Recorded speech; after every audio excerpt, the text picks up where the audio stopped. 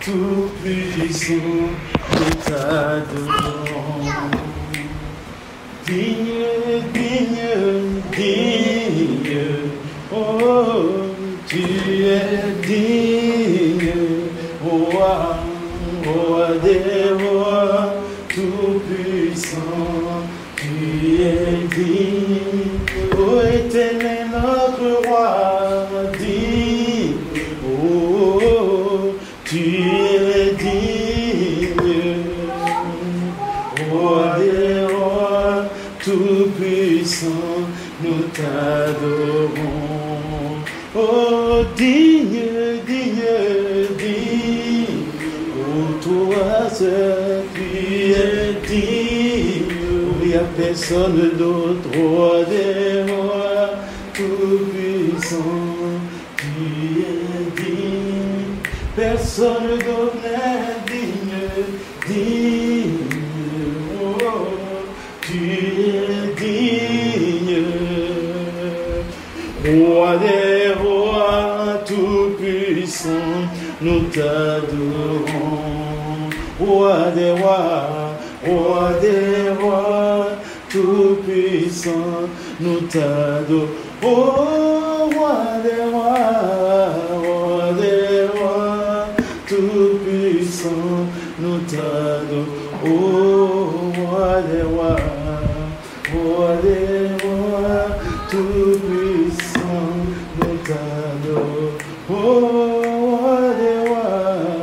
roi des rois, tout puissant, nous t'adorons.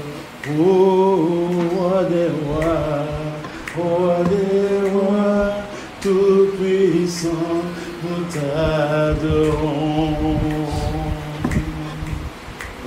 Prosterné, adorons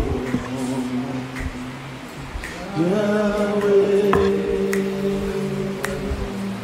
pour le seul digne d'être adoré. Prosterné, adorons Yahweh.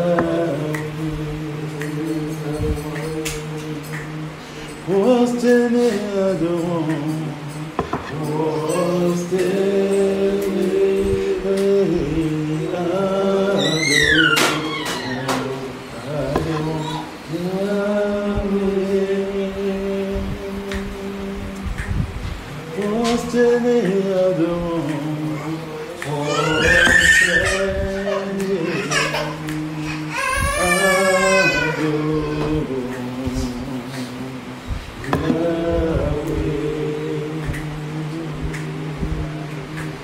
Yahweh, Yahweh, Yahweh, Yahweh,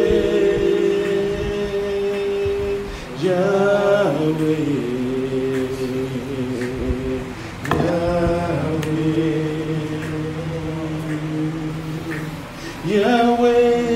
Yahweh, Yahweh, Yahweh, Yahweh, éternel notre roi, Yahweh, oh Yahweh, Yahweh, notre assurance, notre justice, Yahweh.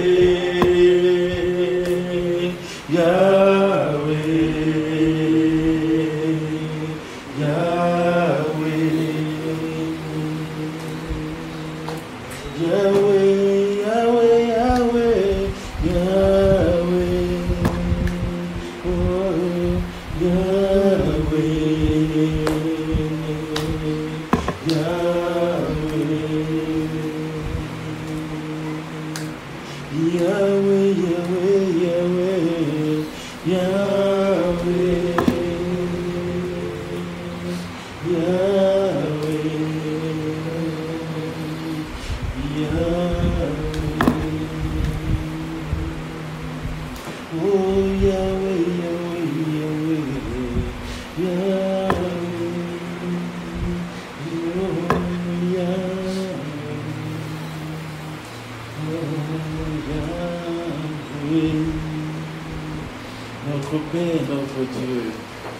quelle grâce et quelle joie de t'appartenir et surtout de te connaître. Car ceux du peuple qui connaîtront le Dieu agiront avec fermeté.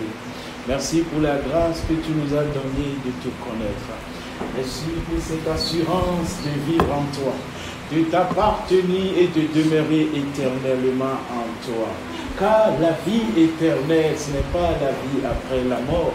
La vie éternelle, ce n'est pas la vie de l'au-delà. La vie éternelle, Jésus-Christ dit la vie éternelle, c'est qu'ils te connaissent. Toi, le seul vrai Dieu. Oh, merci Père, pour cette grâce de t'appartenir, de te connaître, de vivre en toi. Merci pour cette assurance que tu nous as donnée en toi. Merci pour nos yeux que tu gardes constamment sur toi, pour nos cœurs que tu remplis continuellement de ta parole, de ta personne, de qui tu es. Merci parce que tu nous gardes constamment les regards fixés sur toi. Tu ne nous laisses pas promener des regards à gauche, à droite. Tu ne nous laisses pas chercher à savoir le comment, le pourquoi et le quand. La seule chose que tu nous donnes de réaliser, de garder, la seule chose à nous, Père, c'est de garder nos regards sur toi, nos cœurs, nos pensées, tout notre être en toi, par toi, pour toi. Personne d'autre, rien d'autre si ce n'est toi. Toi et toi seul. Oh Christ, merci. Merci parce que nous sommes tellement rassurés de ta partie.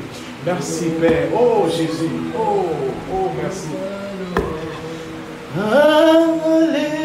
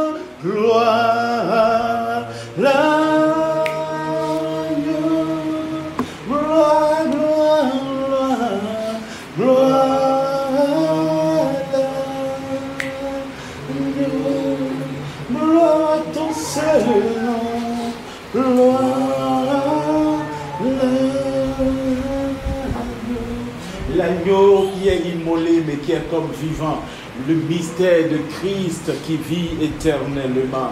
Le mystère de Christ, la vie éternelle, l'immuable roi, le roi incomparable, le roi indivisible, le roi unique, seul, le roi qui demeure de toute éternité, un mystère et qui se révèle selon toi-même, ta volonté, selon tes plans parfaits, selon qu'il te plaît à chaque instant de te dévoiler une facette de ta personne, de qui tu es et de qui tu demeures éternellement. Roi de justice et roi de gloire.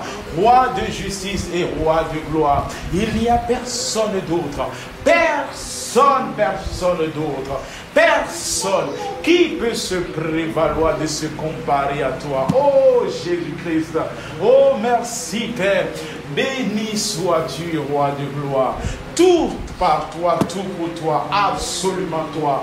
Béni est ton nom est béni, élevé au-dessus des cieux, élevé par toute la terre, dans tout l'univers, proclamé, adoré, célébré, dans les cieux, sur la terre, dans les abîmes et dans les enfers, partout dans les mers, seul ton nom est célébré, seul ton nom est acclamé, parce que tu tiens toutes choses, et tout subsiste par toi, en toi, et pour toi, roi de gloire, roi de toute, je vis, merci Jésus-Christ, Merci pour cet amour. Merci pour cette personne que tu es. Et merci de ce que tu nous donnes de connaître.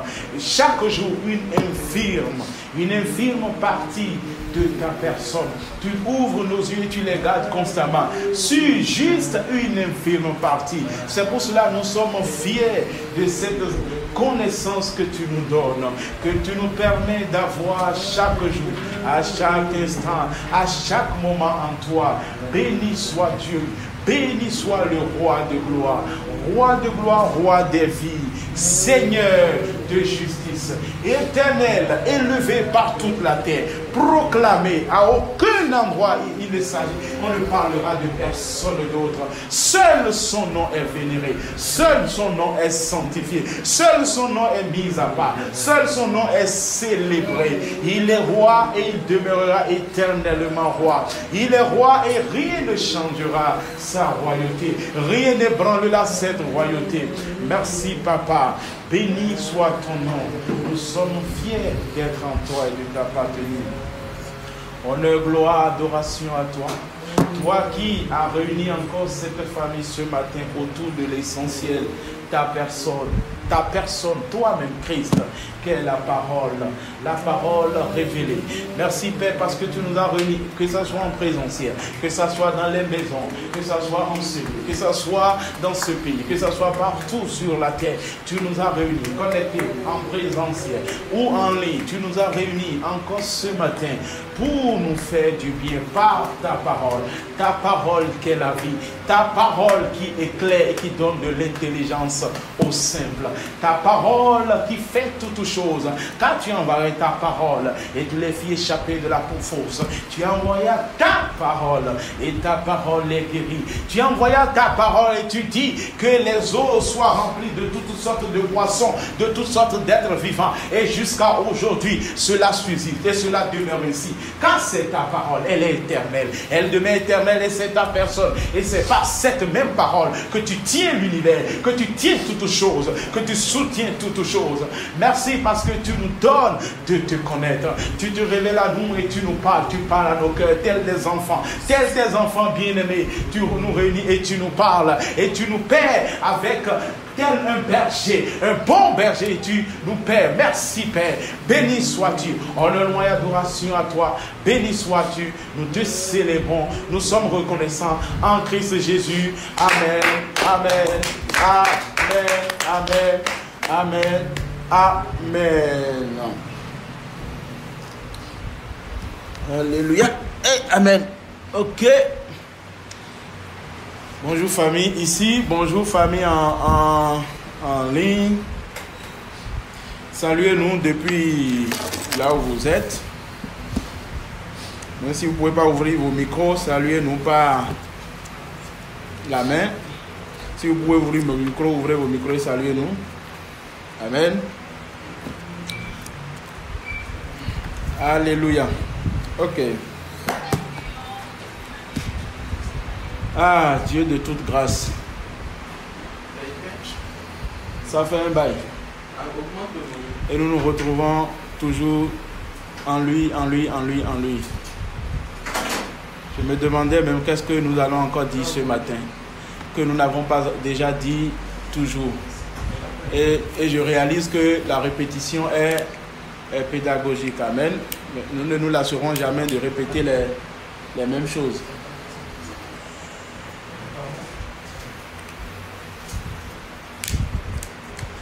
Amen. Ok.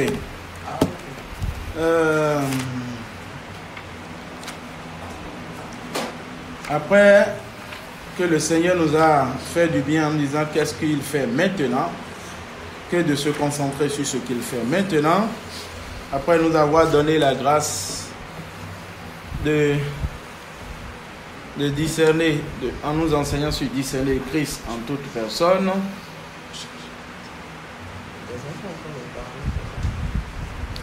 Nous continuons dans cette parole qui fait du bien. Et je me demandais qu'est-ce que nous allons dire encore ce matin.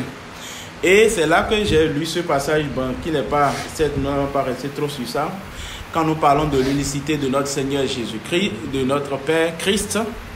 Regardez le passage de Jean 17, verset 3.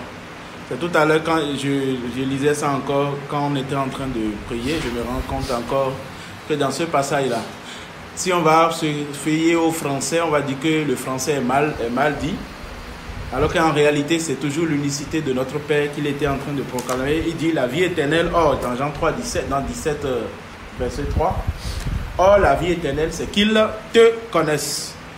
Et quand il dit te, on voit qu'il veut présenter une personne, mais il présente deux personnes. Il dit te connaissent, toi, le seul vrai Dieu, et celui que tu as envoyé. Quand il s'agit de deux personnes, en réalité, on aurait pu dire qu'ils vous connaissent. Et il dit qu'ils te connaissent. Parce qu'il présentait toujours la même personne. C'est la même personne qui est le seul vrai Dieu, c'est la même personne qui est envoyée. Sur ce, allons dans les Écritures, nous irons dans... rapidement...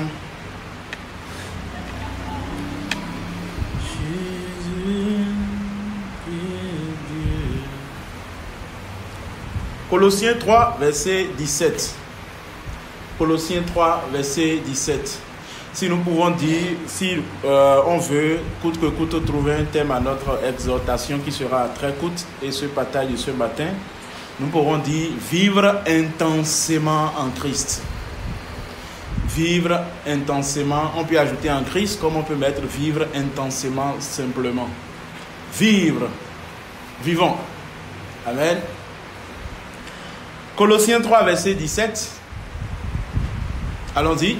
Si on trouve, on lit. Je prends toutes les versions. Colossiens 3, verset 17. Que ça soit en ligne ici, si quelqu'un trouve la personne, me lit ça. Colossiens 3, verset 17.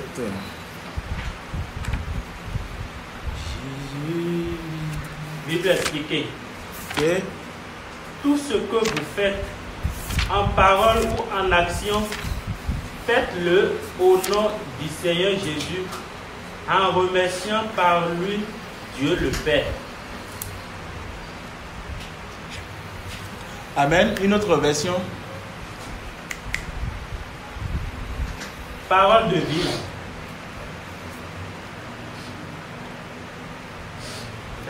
Oui, vas-y. Parole de vie.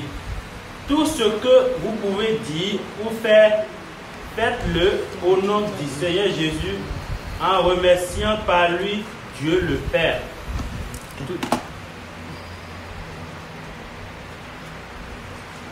Ok, moi je vais nous lire ça dans Parole vivante. Colossiens 3, le verset 17. Faites tout ce que vous avez à faire. Dites tout ce que vous devez dire dans la dépendance du Seigneur Jésus. Faites tout ce que vous avez à faire et dites ce que vous devez dire dans la dépendance du Seigneur Jésus.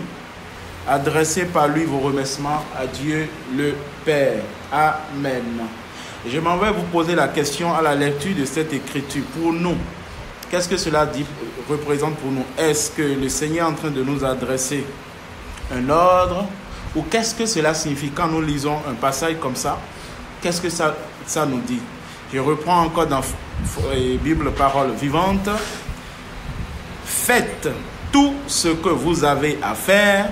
On peut dire que ici c'est le thème impératif. Donc c'est un ordre qui est en train d'être donné. C'est l'impératif présent qui donne un ordre. Faites tout ce que vous avez à faire. Dites ce que vous devez dire dans la dépendance du Seigneur Jésus. Adressez par lui vos remerciements à Dieu le Père. Donc la question est lancée ici, en présentiel comme en ligne. Ce passage-là, ça nous dit quoi pour nous? Qu'est-ce que ça nous dit quand nous lisons ce passage de Colossiens 3, verset 17? Bien sûr, comme d'habitude, en famille, quand il n'y a personne, nous désignons, comme d'habitude. En présentiel comme en ligne, ça nous dit quoi? Chers bien-aimés, les Écritures nous disent de faire tout ce que nous avons à faire, de dire tout ce que nous avons à dire, au nom du Seigneur Jésus, dans la dépendance du Seigneur Jésus. Qu'est-ce que ça nous dit? Juste Patrick, il est dit que de ne pas se cacher, donc les maîtres désignent souvent ceux qui se cachent derrière les gens. Voilà, maintenant tu as mis chapeau et tu t'es encore caché. Ok, nous, on t'écoute. Pour quand même un maître de la parole aujourd'hui que tu es devenu, après toutes ces années à écouter la bonne nouvelle, ça fait quand même 5 ans que tu es abreuvé à la bonne source, à la bonne nouvelle. Donc tu es devenu passé maître, expert dans l'art de la parole. Alors oui. Excusez-moi, les gens entendent de là-bas? Les gens peuvent entendre? Non. Ok, d'accord.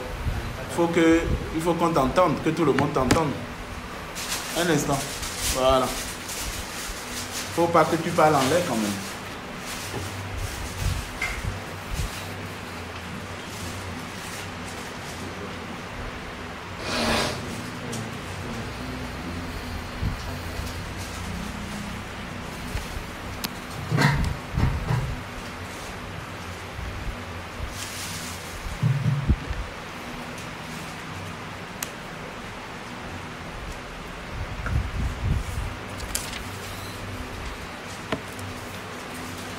C'est bon?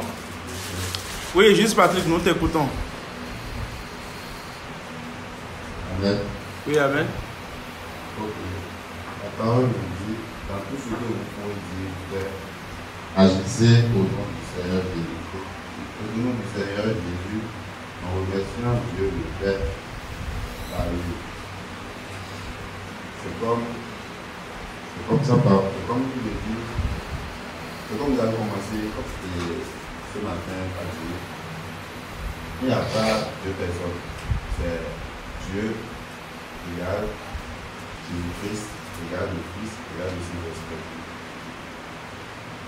Aujourd'hui, nous sommes à la dimension de l'Esprit, mais c'est toujours Dieu le Père qui agit, c'est toujours le Fils qui agit. Quoi que nous fassions, que nous prions, que nous disons Jésus-Christ, que nous disons Dieu le Père, c'est lui que nous appelons. C'est une seule personne que nous appelons. Il n'y a pas de différence à dire. Non. Aujourd'hui, je dis le Père. Aujourd'hui, je dis le Fils. Qui vient l'Esprit. Ils sont tous confondus en une seule personne. C'est une seule personne et c'est une seule personne qui agit. C'est ce que je veux dire. D'accord. C'est ce que toi tu peux dire. Je reprends le passage et je vais maintenant scinder ça en 2 parties et reposer ma question. Faites tout ce que vous avez à faire, dites tout ce que vous devez dire dans la dépendance du Seigneur Christ. Adressez par lui vos remerciements à Dieu. Donc on va prendre la première partie qui est de faire, de dire tout ce qu'on a dit au nom de dans la dépendance de notre Père et maintenant l'action de grâce qui suit. Donc en 2 parties, à la lumière de cette parole. Une autre personne en ligne, on a quelque chose en ligne? Ok, d'accord, on continue. Ça fait depuis plusieurs dimanches déjà, où le Seigneur, chaque jour après jour, ne fait que nous parler du fait que c'est lui qui prend soin de nous et qui veille sur nous. Ok? Et la vie que nous avons reçue, cette vie en Christ, c'est la meilleure vie qui se vit sans regret. C'est la vie où on est totalement concentré sur ce que le Père fait à chaque instant, à chaque moment. Vous imaginez, les Écritures nous rappellent sans cesse nous rapportent les pas du juste sont conduits par le Seigneur, le sentier du juste est comme la lumière resplendissante dont l'éclat va croissant jusqu'au milieu du jour. C'est le Seigneur qui conduit la vie d'un homme. Comment peut-on peut savoir où est-ce que ses pas l'amènent, ou bien celui qui est né de l'esprit est comme le vent, on ne sait d'où il vient, où il va. Et notre vie, nous nous retrouvons à être ballottés à gauche, à droite. Tu veux prendre une décision, tu ne t'attends même pas à cette décision, tu te retrouves dedans. Et parfois, on se dit, est-ce que j'ai fait le bon choix? Est-ce que j'ai posé l'acte que je dois poser, ou bien est-ce que j'ai eu la bonne réaction? Nous nous retrouvons dans une vie comme nous sommes sur la terre des vivants où tout est scruté. Est-ce que ce que j'ai fait, c'est ce qu'il fallait faire? Et de mieux, il faut que je tire les bonnes leçons pour que je ne répète pas les mêmes erreurs. Et parfois, on se retrouve à répéter quand même ce que nous pouvons appeler ces mêmes erreurs-là. Et la question qu'on va se poser, est-ce que réellement, est-ce que c'est des erreurs que nous répétons?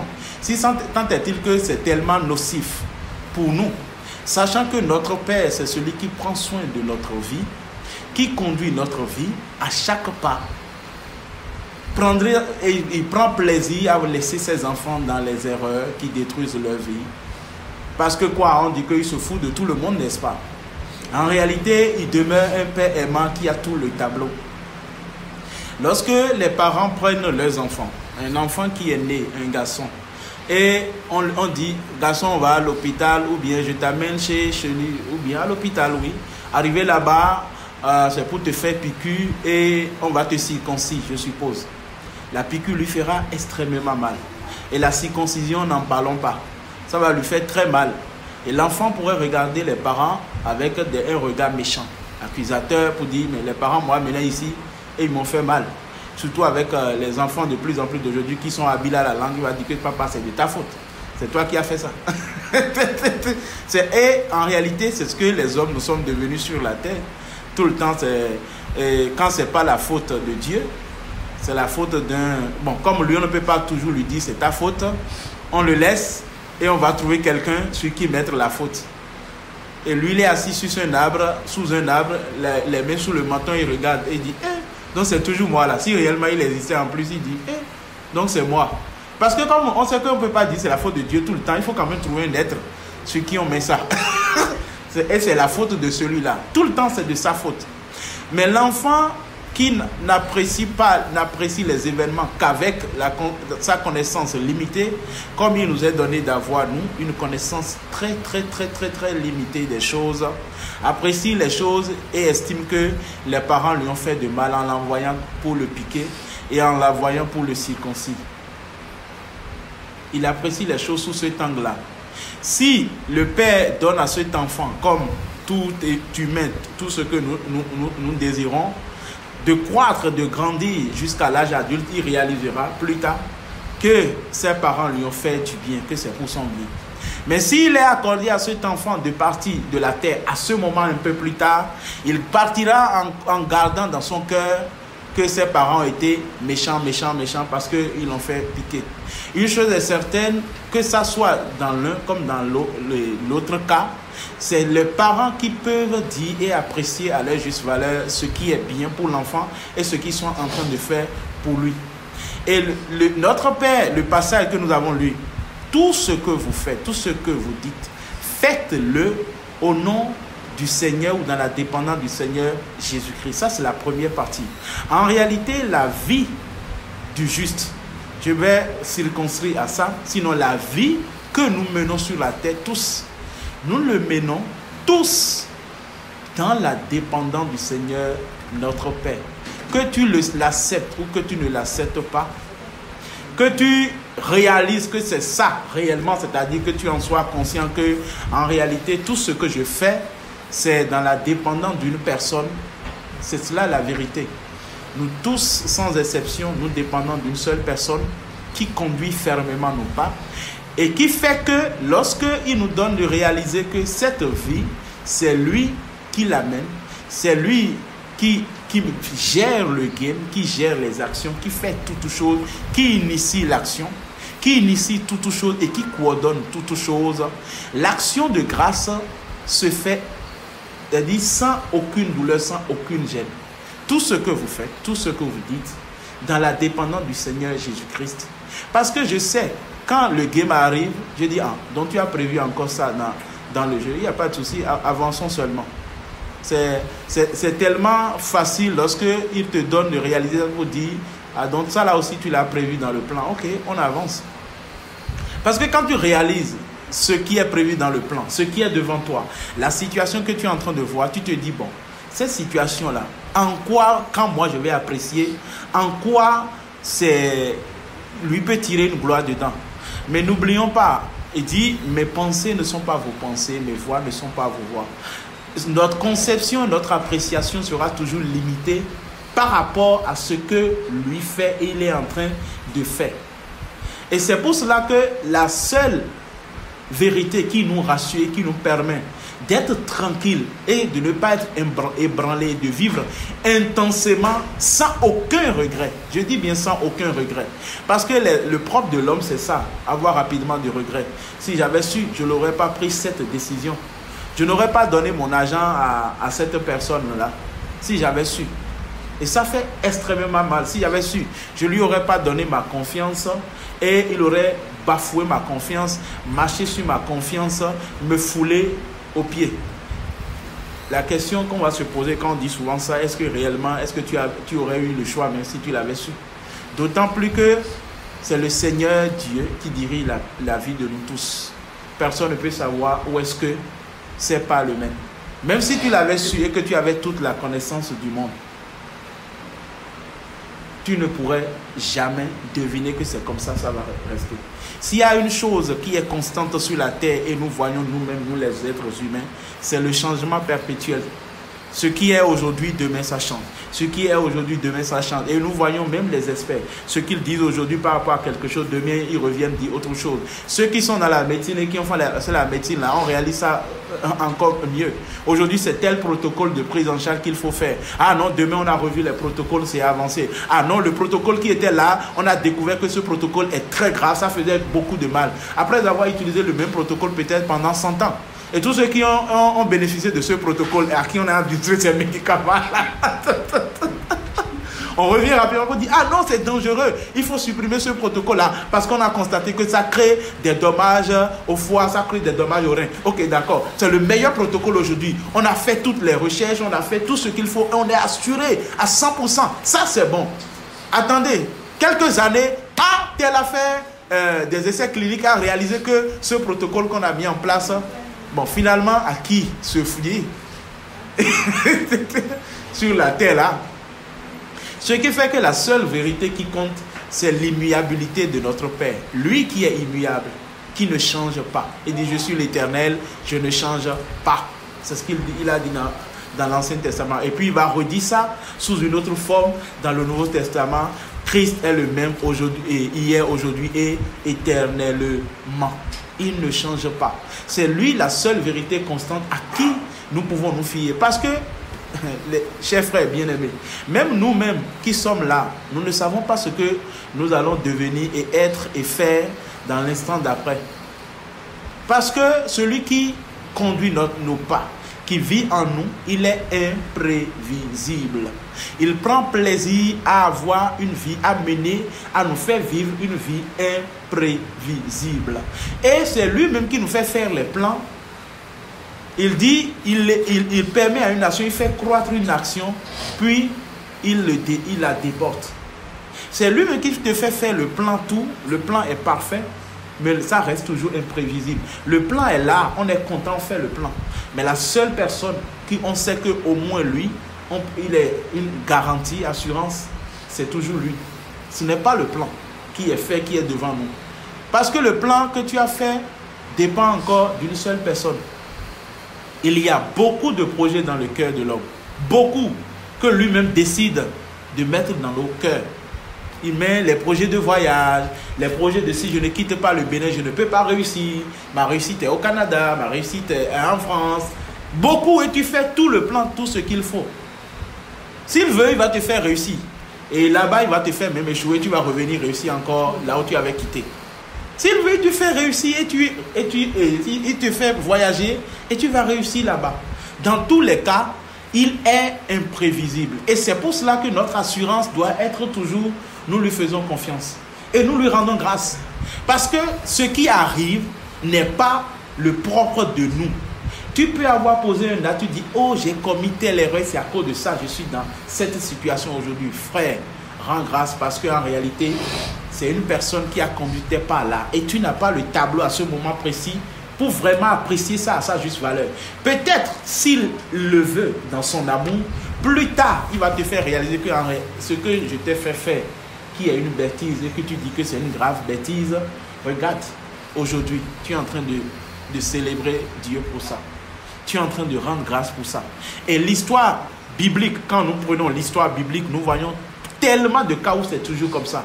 Tu vois Joseph dans la fosse. Tu vois Joseph qui a été vendu. Et ses frères l'ont vendu. Après, ses frères ont eu des regrets. Mais en réalité, le fait d'avoir vendu Joseph, tout ça, on voit après le tableau. On se dit toujours, mais pourquoi il ne fait pas simple? Pourquoi il n'envoie pas simplement Joseph là-bas et les choses seront simples? S'il envoyait Joseph là-bas et les choses sont aussi simples. Maintenant, toi, tu dirais quoi par rapport à ça? D'autant plus que c'est lui, c'est son plan. Et c'est le plan qu'il a choisi. Mieux, on réalise devant la tombe de Lazare qu'il a laissé Lazare mourir afin que les gens aient la foi. Il a fait encore pour leur donner la confiance en lui. Il fait les choses dans un ordre précis. Tout est orchestré suivant un ordre précis. Il n'y a pas un détail qu'on va dire qu'il oublie au hasard. Vous imaginez notre Père qui peut savoir les cheveux qui sont sur la tête d'un être humain. Et nous sommes plus de 7 milliards. Et il connaît les cheveux qui sont sur la tête de chacun. Les cheveux, le nombre de cheveux. Et il n'y en a pas un seul qui tombe sans qu'il n'en soit au courant, qu'il ne décide que cela tombe.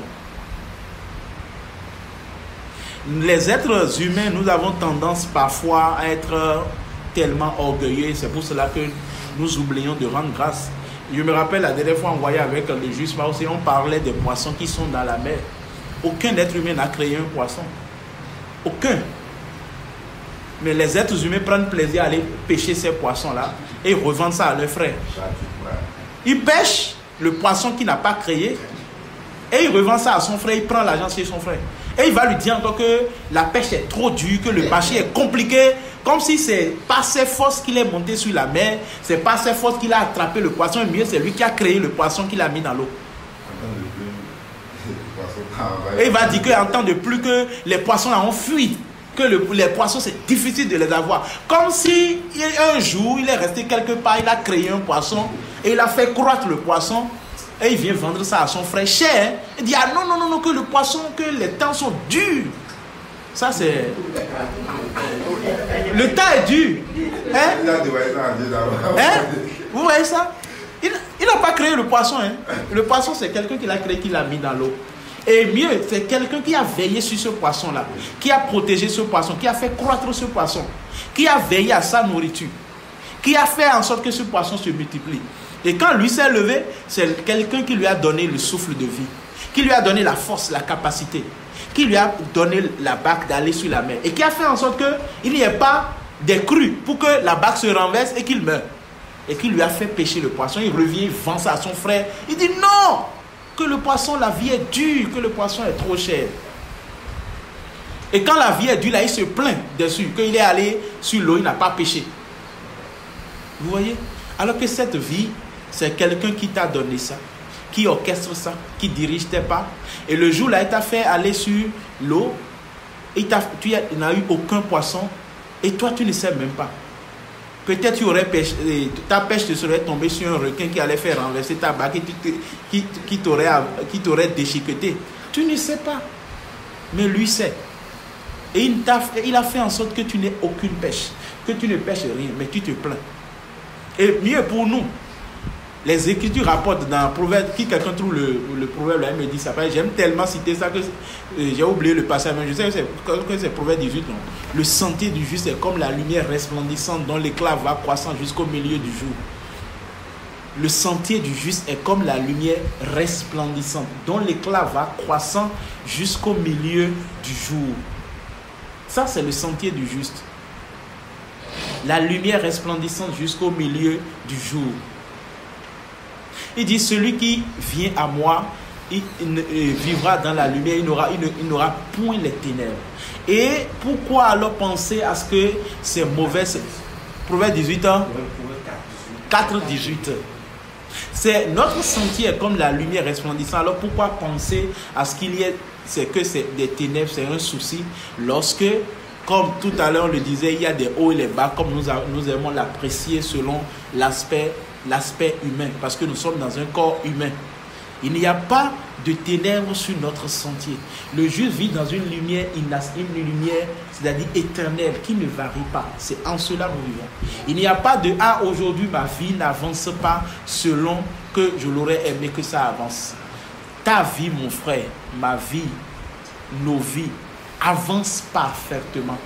Il n'y a pas de « Non, ma vie n'avance pas, ma vie connaît de retard. » Non. Absolument pas. Absolument pas. Quelle vie toi tu avais organisée? Quelle vie toi tu avais décidé de créer, d'organiser avant de venir sur la terre? Ou bien tu vas demander à ce bébé que mon frère tient dans la main, que lui s'est assis quelque part, il a organisé une vie, il a écrit la vie, et quand il est venu, il va dire, papa, tu sais, voilà la vie que j'ai organisée. Non, il n'a organisé aucune vie. D'ailleurs, depuis qu'il est venu là, il pleure, il crie, tu lui donnes à manger. Il est fâché, il pleure, il crie. Il a un problème, il pleure. Il ne peut même pas te dire là où il a mal, il pleure. Il n'a qu'une seule expression, pleurer. Pleurer. On n'a pas pris un cahier pour organiser une vie. Pour dire je suis venu pour vivre cette vie-là. Personne n'a organisé cette vie. Elle nous a été donnée. Elle a été un don gratuit que nous avons reçu. Que quelqu'un apprécie ça de n'importe quelle manière, elle a été un don gratuit qui nous a été offert. C'est un don gratuit. On ne peut pas se plaindre. Quelqu'un me disait, je parlais de ça, quelqu'un la dernière fois il me dit, mais regarde les sans-abri qui sont dans la rue. Tu as me dit que ça, là, Dieu leur a donné cette vie gratuitement. J'ai dit, ok, va boucher les narines et la bouche du sans-abri là pendant 5 minutes et reviens me dire qu'on va voir ce qui va se passer. J'ai dit, là, le souffle de vie là, il peut quantifier ça. C'est quelqu'un qui lui a donné ça, non? Et il est sans-abri là, c'est quelqu'un qui veille sur lui et qui prend soin de lui. C'est toi qui trouves que la vie là, c'est pas bien. C'est quelqu'un qui veille sur lui et qui prend soin de lui. Il a le souffle de vie gratuitement. Ceux qui font un tour en réanimation et qui restent pendant 1 mois sous oxygène là, ils peuvent lui répondre. Quand on leur fait facture d'oxygène là, ils crient. Quand on va te sortir facture d'oxygène, tu as fait 1 mois, on te dit en 1 mois de payer 5 millions. Vous entendez ça? 5 000 francs l'heure. Bon, 5 000 francs l'heure. Et toi, fais 24 heures. Faites-moi le calcul. 5 000 fois 24. Simplement. Ça va combien? 120 000 par jour. Par semaine. Voilà. Bon, 840 000. Ah. Bon, fais-moi fois 52. Une année fait 52. Non? Bon, fais fois 52. Non, fais fois 52. Bon, fais 43 680 fois le nombre d'années que tu as déjà vécu. Et va déposer la facture chez Dieu. C'est-à-dire, on parle l'homme, l'être humain, vraiment, c'est lui, il est. Hein?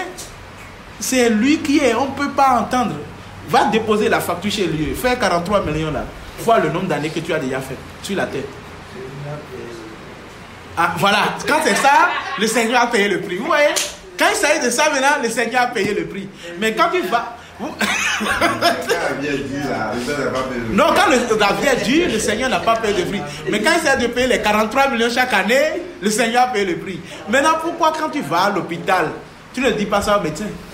Quand il te sort la facture de l'oxygène, tu ne lui dis pas le Seigneur a payé le prix? Oui, juste...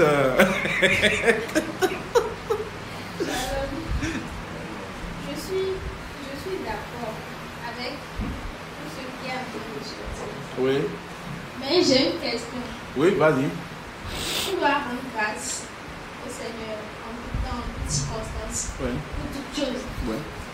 Maintenant, le sentiment d'inquiétude là, que nous ressentons face à cette situation, ça veut dire. Vas-y. Qui c'est qui va régler la situation? Maintenant, pourquoi il nous permet de nous inquiéter en fait? Ok, d'accord. Parce que moi, personnellement, dans certaines situations, je suis à l'aise. Face à d'autres, je n'ai pas envie de m'inquiéter, mais je m'inquiète. Je sais qu'il va régler la situation, je sais.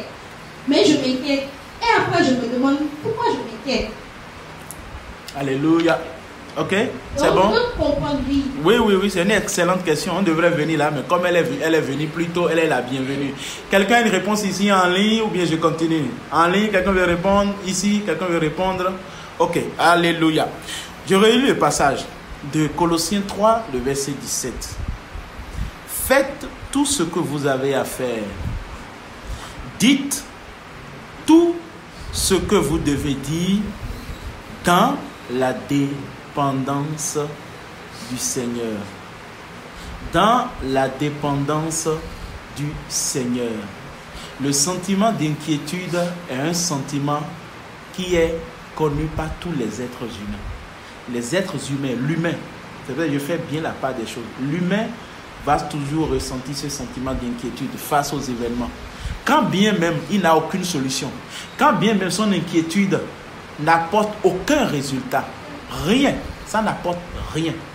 La seule chose et le seul fait vrai qui demeure immuable et éternel, c'est la parole de vérité que nous écoutons. Parfois, vous avez tendance à voir les gens qui viennent apporter la parole ici, nous là, comme des surhumains, des gens qui sont bizarres, qui sont anormaux, qui ne ressentent absolument rien. Souvent c'est ça, c'est comme ça vous nous regardez, que nous là on ne ressent rien, on est vraiment bizarre. Même quand je parle même avec les collègues au bureau, à un moment donné ils disent même que quand ils ont des problèmes, ils ne veulent plus m'en parler parce que moi, mes réponses là, c'est comme si c'est normal ce qu'ils traversent. Mais la vérité est que nous tous, nous sommes fouettés à gauche, à droite. Tu ne sais même pas à quel, c'est-à-dire tout à l'heure là, ce qu'il va te... Tu ne sais pas ce qu'il va te faire, il va te sortir. Mais la seule vérité qui fait que nous demeurons stables, fermes et nous continuons, c'est que nous savons que nous n'avons pas un ennemi contre nous qui est en train de vouloir notre mal. C'est notre Père. Et cette situation, c'est pour notre bien. Nous ne comprenons pas tout, nous ne pouvons pas tout expliquer. Et mieux, j'irai plus loin, ma soeur. Tu dis que tu sais qu'il va régler, mais moi, il va enfoncer le clou. Et s'il ne le règle pas? S'il décide de ne pas le régler, tu vas faire quoi? Rien. La seule chose que tu peux faire, c'est de lui faire confiance et lui rendre grâce. Parce que cette situation, je sais que c'est pour mon bien. Je te rends grâce pour ça. Parce que je sais que toi, tu es au contrôle. S'il est au contrôle, c'est que c'est pour mon bien. Le jour où il aura perdu le contrôle et que c'est quelqu'un que je ne connais pas du tout, lui là, je ne sais pas comment il va me gérer, ah là, je vais m'inquiéter. Mais je sais qui est au contrôle. Je suis tranquille, absolument tranquille. Je ne m'inquiète pas parce que je sais qui est au contrôle. La situation peut me sembler dramatisante, traumatisante. Elle me fait peur. L'inquiétude n'inquiète pas Dieu. Que tu aies l'inquiétude dans ton cœur. Les gens me disent non, quand tu es inquiet, c'est le péché. Non. Quand l'inquiétude vient, Dieu n'a aucun problème avec ça. Mais il continuera, il ne va pas venir pour te dire, je sors l'inquiétude de ton cœur. Il va continuer par te dire, ma fille, mon fils, je te donne ma paix. Sois sans crainte. Je suis avec toi. Je te garde. Je suis avec toi dans la situation. Je conduis tes pas. Je prends soin de toi. Ne vous inquiétez de rien. En toutes choses, faites connaître vos besoins à Dieu. Pas des prières, pas des supplications, pas des actions de grâce. Et il ne dit pas, je vais régler ça. Non. Dans Philippiens 4:6, il ne dit pas, dès que tu fais ça, je règle ça. Non. Et la paix. Ce qui fait que les êtres humains sont tracassés, on le voit partout, les gens n'arrivent pas à être heureux. C'est pour cela que je dis quoi? Vivre intensément en Christ. Ce qui fait que les gens n'arrivent pas à vivre là, c'est cette peur, le stress, la peur du lendemain, le stress constant. Et si maintenant mon compte en banque là devient zéro? Et comment je vais faire? Et si demain maintenant on me licencie? Et je n'ai que ce travail. Et qu'est-ce que je vais faire? Et si la maison que je suis en train de construire là maintenant, l'État prend un décret, dit que le domaine appartient à l'État et écrase tout. Et j'ai déjà investi 50 millions. Hein. Regardez les pensées. Il ne veut plus vivre en paix. Et si? Maintenant, et si ça arrivait vraiment? Où est le problème? Mais il n'y a pas et si. Et si c'est Dieu qui conduit mes pas? Et si c'est Dieu qui prend soin de moi? Et si c'est lui qui veille sur moi? Et si c'est lui qui est de mon côté? Et s'il n'est pas contre moi? Que quelqu'un fasse un accident de circulation, qu'il meure ou qu'il en ressorte avec des séquelles irréversibles, ce n'est pas l'expression que Dieu est contre lui. Absolument pas. Au contraire. C'est l'expression de l'amour manifeste de Dieu à son égard. Et c'est ça qui est difficile à l'être humain de réaliser. Tu n'as pas le tableau. Et qu'est-ce que tu veux comprendre à cela? Tu n'as pas le tableau. Regardons comment nous on traite. Vous savez, nous là, c'est parce que nous estimons avoir une très grande valeur. Parce que regardez comment nous traitons les animaux. Toi, tu élèves les poulets. Tu leur donnes à manger. Et à un moment donné, vous constatez que parfois ceux qui font le levage, les poulets s'attachent à toi et quand ils te voient venir et tu cries seulement là, et tous ils viennent. Dans l'assurance que c'est notre maître, c'est notre protecteur. Alors que chaque fois que toi tu les donnes à manger et tu les regardes, tu vois les cuisses dans ta marmite, tu vois la cuisse qui est en train de... Et ça, il n'y a aucun problème. Hein? Bien avant ça. Moi, j'étais au village, je levais des... Ah, oui, tu vas prendre le micro et partager avec nous. Moi, quand j'étais au village, je levais des poulets et autres. Et bien avant que les poules et les poulets, les trucs ne grandissent, on coupait les pieds pour pouvoir les différencier des autres afin que personne ne les vole. Ok. Pour nous, aujourd'hui, c'est une chose minime que ça soit, nous touche, on commence par crier. Tu prends un truc bien vivant, tu coupes son pied, ou bien tu attaches son bras, ou bien pour que ça ne s'envole pas, on casse son bras. Mais après, on dit que bon, ça là, c'est trop pour nous, c'est trop pour nous. Je ne vois pas. Merci beaucoup. Vous voyez comment les êtres humains, nous sommes méchants. Hein? Et tu prends le poulet, tu lui coupes les pieds pour dire que je veux le différencier de l'autre. Il est vivant, hein? Il n'est pas mort. Hein? C'est pas toi qui l'as créé. Hein? Vous voyez là. Tu coupes son pied. C'est que tu es humain. C'est toi le boss. Tu lui coupes le pied. Si on dit maintenant, tu vas dire que c'est un animal. C'est un animal. Donc tu lui coupes le pied. Il est vivant, tu lui coupes le pied, mais tu lui casses le bras. Ce que tu dis, je sais, ma maman aussi faisait ça. On coupe les pieds, on casse le bras pour que on le différencie des autres. Maintenant, ok, lui va te dire quoi? Il te regarde. Il ne peut pas parler, il te regarde. Il ne peut rien dire. Et maintenant, tu lui donnes à manger. Quand il vient, tu lui donnes à manger. Quand tu lui donnes le maïs. Lui vient manger et il pense que c'est sans intérêt. Il n'y a aucun intérêt derrière. Et il vient, il grandit. Puis un jour, il y a un étranger qui vient. Tu dis, bon, mon gars, tu as mangé mon maïs pendant des années, pendant des mois. Il est temps de quoi? Il est temps de payer ta dette. Et tu récupères tu le récupères. Tu le récupères. Tu le récupères, tu le tues, tu l'égorges. C'est que ça fait certainement rire, mais chers frères, chers bien-aimés, il n'y a rien qui nous fait du bien et qui fait qu'on est tranquille, qu'on a une tranquillité qui ne s'explique pas quand nous réalisons que tout ce qui se passe, tout dans notre vie, dans la vie d'un prochain, dans la vie d'un proche, c'est conduit dans un plan parfait et que ce n'est pas contre nous. C'est-à-dire on a l'impression que Dieu a choisi toi là.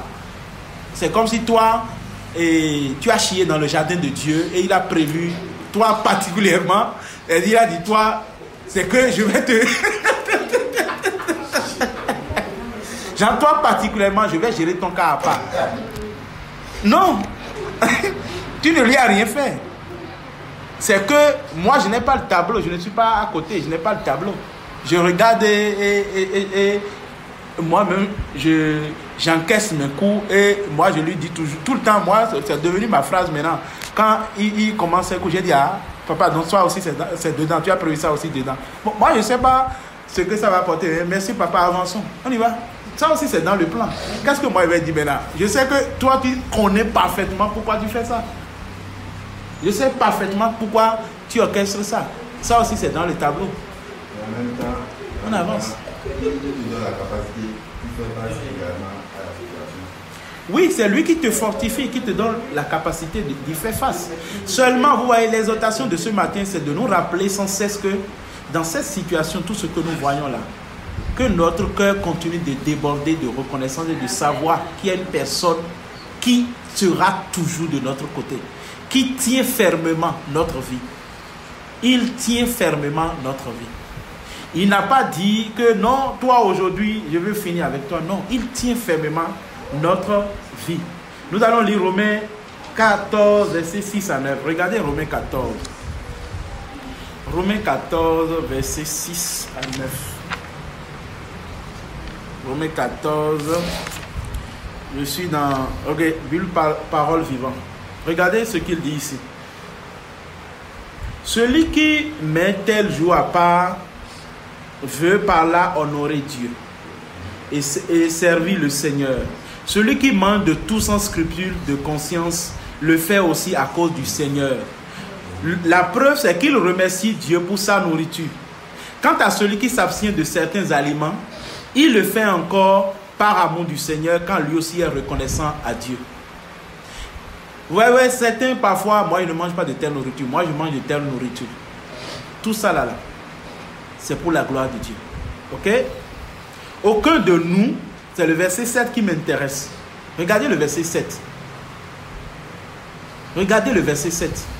Aucun de nous ne vit pour lui-même. Et aucun ne meurt pour lui-même. Vous imaginez ça? Personne ne vit pour lui. Ni ceux qui meurent que vous voyez là. Ils ne meurent même pas pour lui. Est-ce qu'on peut dire ça à quelqu'un, il va comprendre? Quelqu'un, son parent meurt. On lui dit, mais ton parent n'est pas mort pour lui, il est mort pour le Seigneur. Le Seigneur veut qu'il meure. C'est pour lui. Le Seigneur veut que tu vives. Mais quand il s'agit de... Le Seigneur veut que tu vives. Wow, super, on acclame. Mais le Seigneur veut qu'il meure. Ah non, comment tu peux dire ça? Mais c'est ce qui est écrit. Aucun ne vit pour lui-même. Aucun. Aucun ne meurt pour lui-même. Aucun. Personne. Notre vie ne nous appartient plus. Ici même, il n'a même plus. Si un jour tu as pensé même qu'il t'appartenait là, il faut considérer que ça ne t'appartient pas du tout, du tout. Il faut lire. Il y a d'autres versions que vous pouvez me lire. D'autres versions. Oui. Je veux le verset, à part du verset 7. Et tu me lis jusqu'au verset 9. Le verset 7 au verset 9. Si quelqu'un trouve une version, il me lit ça. N'importe quelle version, je prends. Parce que la suite est encore très intéressante.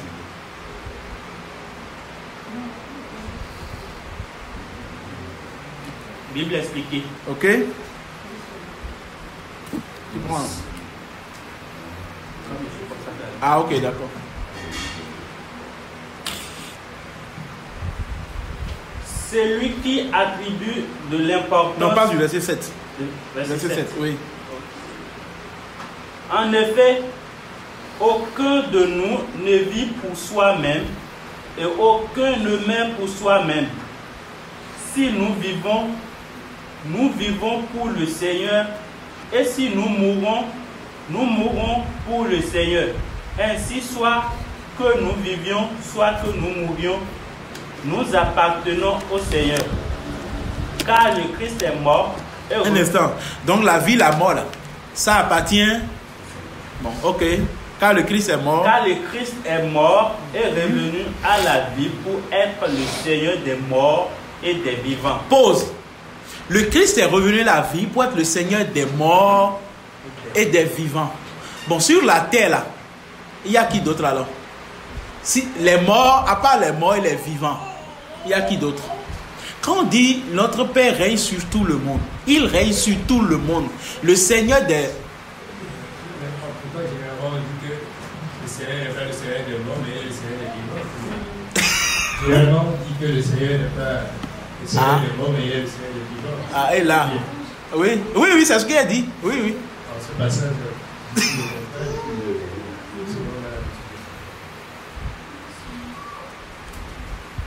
Le Seigneur, il est le Seigneur. Les Écritures disent ici clairement, hein, sans équivoque, sans embâche. Il est le Seigneur des morts et des vivants.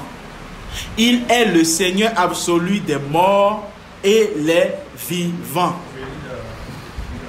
Ok, Bible amplifiée. Bible amplifiée, 14.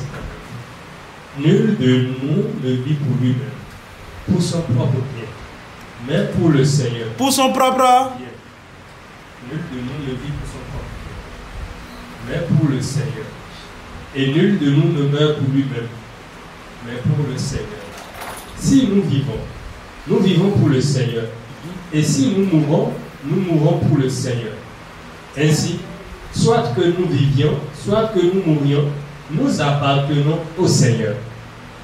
Car Christ est mort et il est revenu à la vie afin d'être le Seigneur des morts et des vivants. Afin d'être le Seigneur des morts et des vivants. Et nul ne vit pour son bien. Nous vivons pour lui. Que que nous vivons, que quelqu'un vit, que quelqu'un meurt, c'est pour le Seigneur. C'est pour le Seigneur. Je vais m'arrêter, mais je lis un dernier passage et je m'arrête pour s'il y a question, apport, suggestion.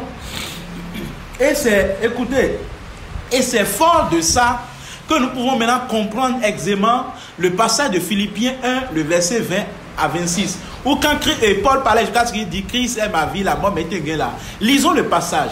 C'est parce que c'est compte tenu de tout ça que Paul parlait. Où on prend ça des deux côtés. Ah, toi, tu vois, Paul est passé à un niveau où il disait je suis pressé des deux côtés. Ah, est-ce que toi tu peux dire ça aujourd'hui? Non. C'est la compréhension de nous vivons pour lui. Nous faisons toutes choses pour lui. Si quelqu'un meurt, c'est pour lui. Il ne fait pas ça pour quelqu'un d'autre. C'est dans cette compréhension que Paul parlait ainsi. Et si on peut me trouver Philippiens 1, 20 à 26 là, dans des messages. J'aurais aimé ça dans des messages. Dans des messages.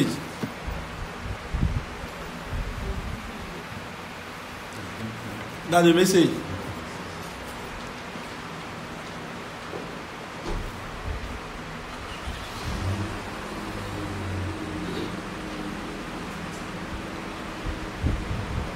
Bon, en attendant, je lis dans Parole vivante. C'est bon, message. 1, verset 20 à 26. En attendant, je lis dans Parole vivante. Je suis donc rempli d'espérance, sachant que mon attente ne sera pas déçue. Je suis donc rempli d'espérance, sachant que mon attente ne sera pas déçue. Si je sais que le Seigneur conduit fermement ma vie, je vis parfaitement pour lui. Est-ce que je peux être dans une espérance ou dans une assurance qui peut être déçue? Sachant que c'est quelqu'un qui gère l'espérance, l'attente là. Il n'y a pas de « à la fin, j'ai été déçu ». Parce que la personne qui orchestre ça, c'est la personne qui fait toutes choses à merveille. Donc, c'est-à-dire, ce que j'aurai à la fin, c'est ce qui est fait à merveille. Donc, ce ne serait jamais une déception. Mon attente ne sera jamais, notre attente, notre espérance, notre assurance, ne peut jamais être déçu. Parce que la personne qui est en train de conduire ça fait tout à merveille. Du coup, il n'y a pas de déception au bout du tunnel de l'autre côté. Il n'y en a pas. Il n'y aura pas de déception. Je suis donc rempli d'espérance, sachant que mon attente ne sera pas déçue.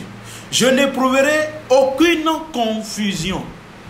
Il n'y a pas de confusion sur ce chemin-là. Il n'y en a pas. Le Seigneur est notre vie. Il n'y a pas de confusion. Même si tu sens que tu es dans la confusion, mon frère, ma soeur bien-aimée, sois tranquille, tu n'es pas confus, tu ne peux pas être confus. Le maître du game, c'est ton Père, il est de ton côté, il vit en toi, il est en toi. Et il est avec toi. C'est bon? Des messages, oui, vas-y. Tu as le micro, ah oui. Et bien, vers, oui. J'ai hâte de poursuivre ma route. Je ne m'attends pas à être gêné le moins du monde. Au contraire, tout ce qui m'arrive dans cette prison ne fait que mieux connaître Christ. Un instant. Comment quelque chose qui arrive à quelqu'un en prison peut faire mieux connaître Christ?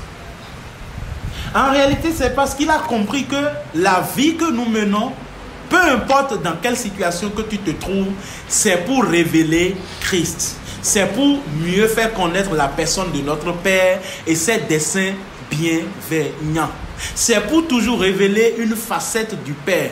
Oui, parce que nous nous attardons sur ce qui fait... Okay. Parce que nous nous attendons sur les côtés qui font mal, nous disons, ah, ça fait trop mal. Mais c'est de la même manière que celui qui est au pouvoir, qui a le pouvoir, qui est riche, qui est richissime, c'est toujours pour faire connaître Christ. C'est juste que pendant longtemps, nous avons été élevés comme c'est-à-dire l'élevage, comme aime le dit notre grand frère. On a été élevés de telle manière que c'est lorsque tu as la richesse, la voiture, la maison, que ça fait connaître Christ. Mais ce n'est pas ça. Tout, absolument tout, fait connaître Christ. Tout, absolument tout fait connaître Christ. Ça révèle ses desseins bienveillants. Ça le révèle. Ok, s'il te plaît, tu peux continuer.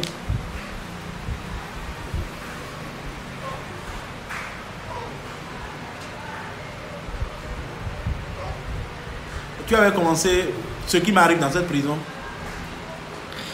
Ce qui m'arrive dans cette prison ne fait que mieux connaître Christ. Oui. Que je vive ou que je meure.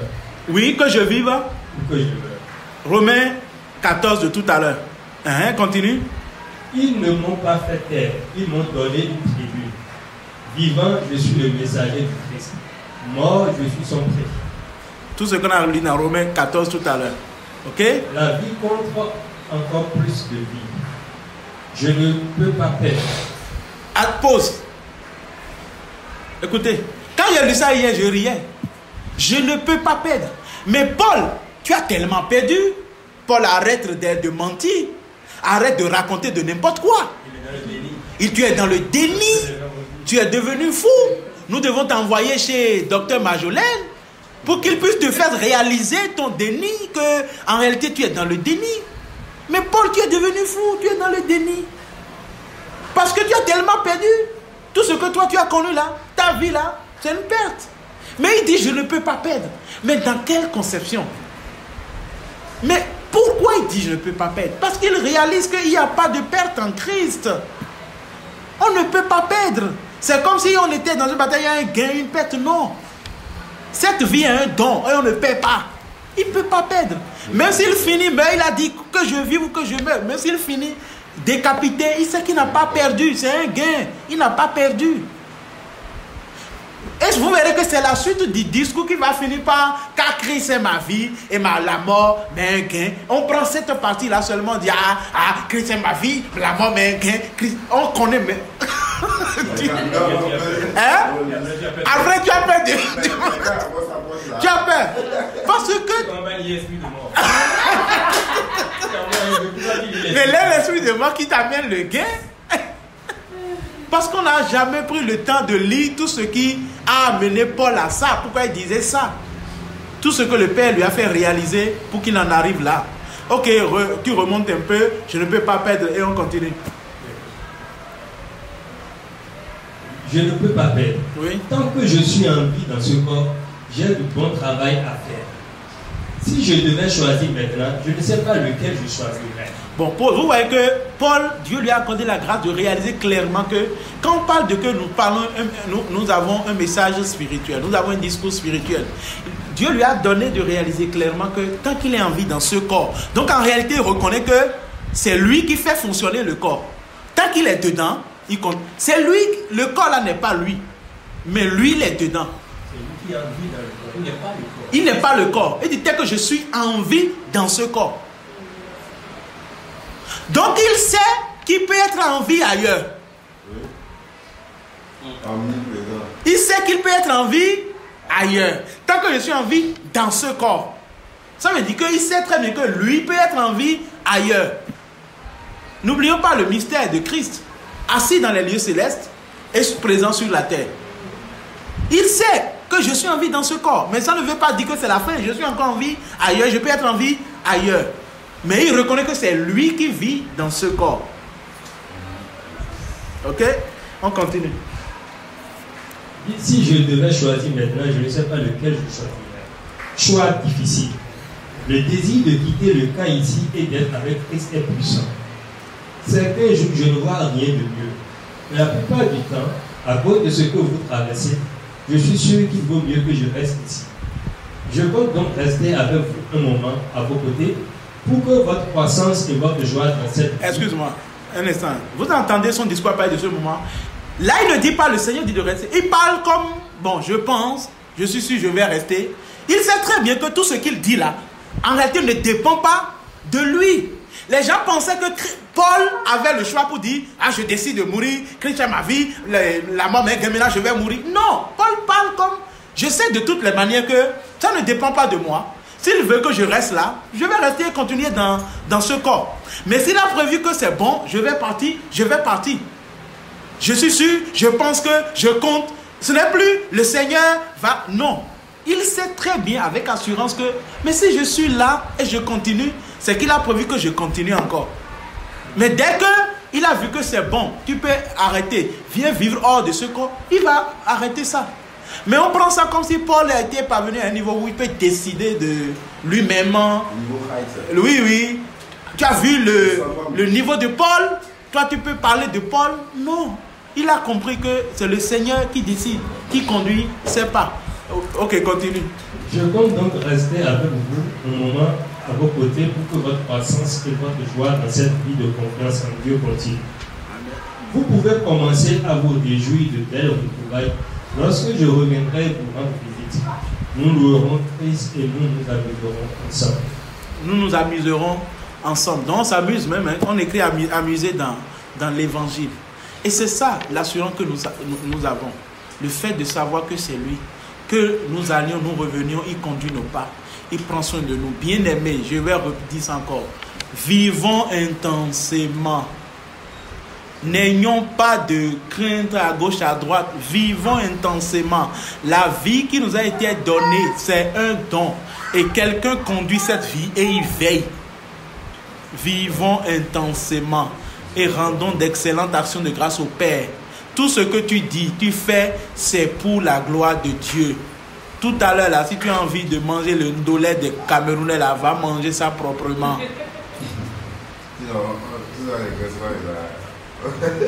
Vie, il n'y a pas de regret.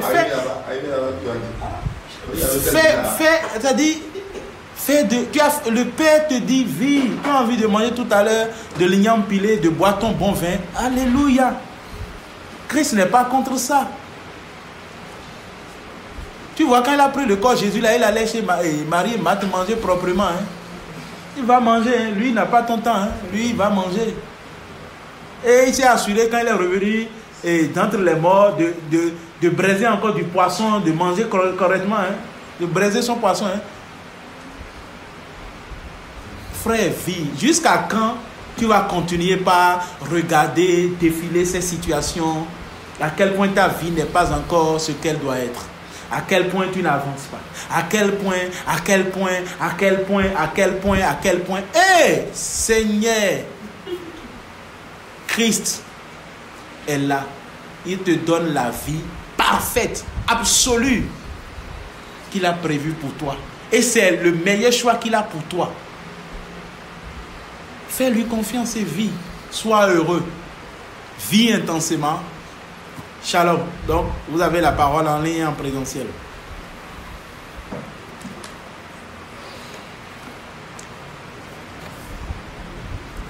En ligne, présentiel, vous avez la parole.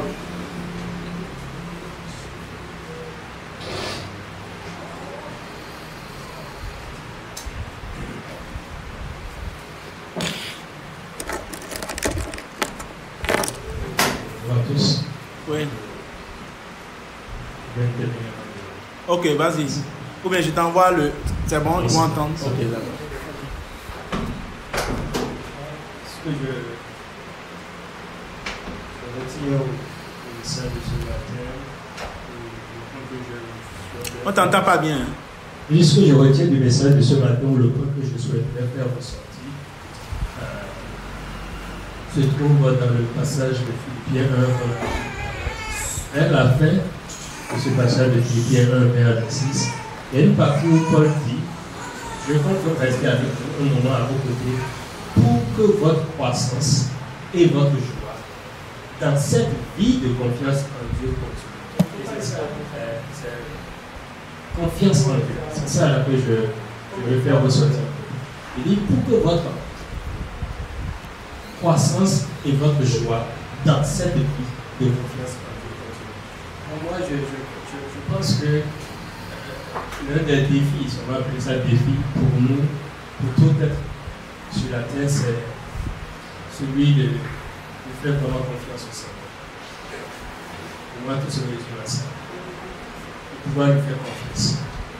Et comme je peux le voir sur le tableau qui est là, confiance, après intégrité, confiance. Voilà. Pouvoir lui faire confiance. Et le paradoxe que moi je vois, c'est que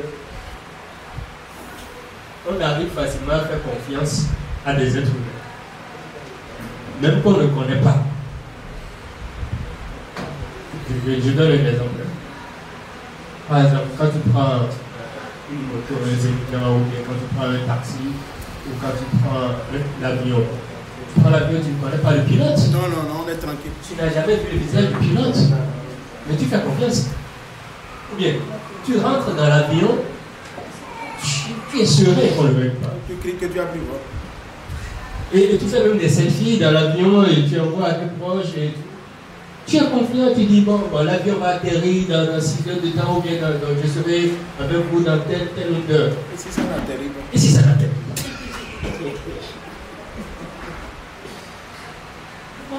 Parce que tu te dis, la compagnie là, c'est une bonne compagnie. Ou bien, leur avion, ils ont de bons avions. Seulement, ils ont de bons pilotes. Tu ne connais pas le pilote. Tu n'as jamais vu le pilote. Tu ne connais même pas sans doute le nom du pilote.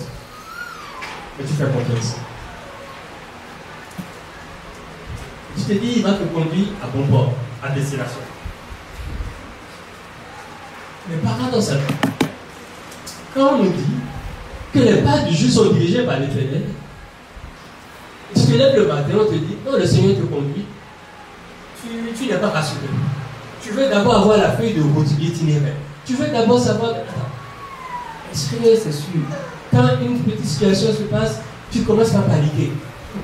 Ça pose un problème de confiance après. Qui est lié à quoi? Qui est lié à quoi? Quelque chose que Paul a soulevé dans ce passage, il a dit, quand il sera, je vais revoir le mot essence qu'il a envoyé dans cette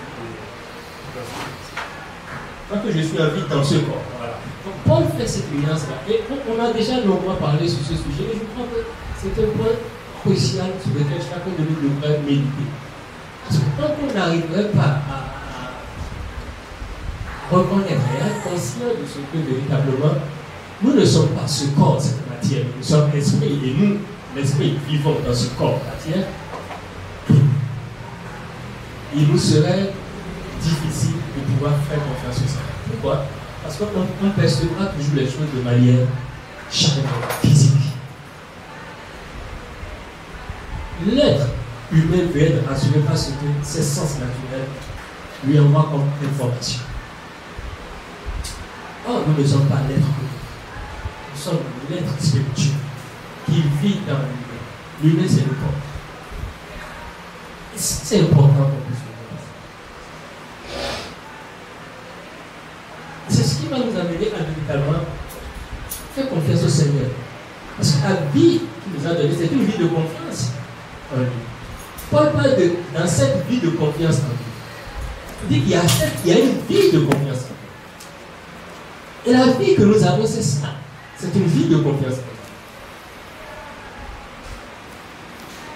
C'est important qu'on puisse comprendre ces choses et savoir que nous ne sommes pas ce corps, nous sommes l'esprit qui vit dans ce corps.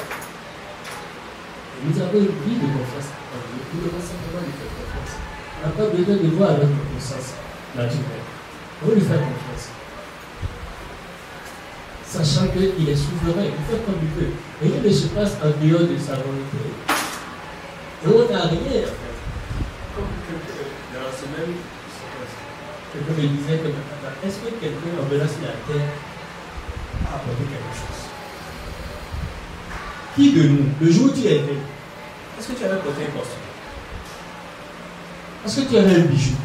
Mais quand on vient de voler un bijou, tu dis comment voler un bijou, tu te mets à pleurer, à devenir triste à cause de ça. Tu as amené un bijou sur la tête? Bien, on vole ta moto ou bien ta voiture, je ne sais pas quoi, ou ta voiture fait un accident, c'est irrécupérable, ou je ne sais pas quoi. Et ça t'amène à être anxieux sur ce pouvoir. Tu as amené quoi? Le jour où tu naissais là, est-ce que c'était à l'hiver? Non. Nous n'avons rien amené. Nous n'avons rien. Tout n'est que plus. Apprécions chaque instant, apprécions chaque chose et rendons grâce au Seigneur en tout temps. Rendons grâce au Seigneur en tout temps. Et je terminerai par ceci en disant qu'il ne nous est pas donné de pouvoir apprécier les choses. Ça, c'est encore un point fondamental. Il ne nous est pas donné de pouvoir apprécier les choses. Cela est du pouvoir discrétionnaire du Seigneur. Ce n'est pas de nos prérogatives. Ce n'est pas de nos prérogatives à nous. Mais nous voulons nous substituer au Seigneur en appréciant des choses, en disant que ça c'est bon, ça c'est mauvais. Or, au fond, tout n'est que l'expression de la volonté du Seigneur. Tout, sans exception. C'est lui qui sait ce qui est bon. Il a dit que telle fois peut être bonne aux yeux de l'homme, mais sans issue de sa fait, c'est la pétition. C'est la voie de la pétition. Mais on dit, pourtant ça peut paraître bon aux yeux de l'homme. Mais il n'y a aucune voie qui peut paraître bonne aux yeux du Seigneur et dont l'issue finale serait la pétition. Le Seigneur peut dire ça c'est bon pour toi et la même chose à une autre personne qui va dire ça c'est mauvais. C'est lui qui décide, c'est lui qui a créé son monde. Il fait comme bon lui semble. C'est lui qui sait comment il a créé chacun de nous. Nous ne sommes pas constitués de la même manière. Chacun est particulier, même quand tu prends des jumeaux. Chacun est unique. Et seul le Seigneur nous connaît, il nous connaît mieux que nous-mêmes. Faisons-lui confiance. Et sortons des raisonnements qui consisteraient à apprécier les choses que dit. Ça c'est mauvais. Pourquoi telle situation arrive? Pourquoi telle chose arrive? Ok, maintenant tu vas faire quoi pour changer ça? Tu penses qu'en pleurant ça va changer? Non. Tu penses qu'en jeûnant ça va changer? Non. Tu penses que ce que tu appelles prières qui en réalité ne sont pas des prières, mais qui sont juste des cris de panique, de peur, ça va changer quelque chose, ça ne changera rien. Le mieux à faire pour nous, c'est de lui rendre grâce, de lui faire confiance. Et de voir comment il a pu dérouler son plan. C'est ce qu'il a prévu. C'est comme dans un film. Dans un film, chacun a son rôle. Ou bien, nous, quand nous regardons les films, c'est là le paradoxe. Quand on regarde les films là, on est content. Hein? Mais dans le film, quelqu'un est en train de souffrir. Non? Ou bien, mais nous, on est content. Pourquoi dans nos vies, cette situation arrive là, on n'est pas content. Aujourd'hui, on parle de Jésus, on fait, on saute, on danse. Il est vivant, il n'est pas mort. Jésus est vivant, il n'est pas mort. Alléluia. C'est ça. Mais à Golgotha, le gars a souffert. Est-ce que toi, on n'a jamais mis une couronne d'épines sur la tête? Va prendre juste une épine, mais sur ta tête, tu vas sentir. On a pressé son côté. On a mis des clous dans la paume de ses mains, dans ses pieds. Est-ce qu'on peut mettre des clous dans la paume de tes mains? Mais ça, aujourd'hui, ça fait réjouir les gens. Les gens sautent de joie aujourd'hui.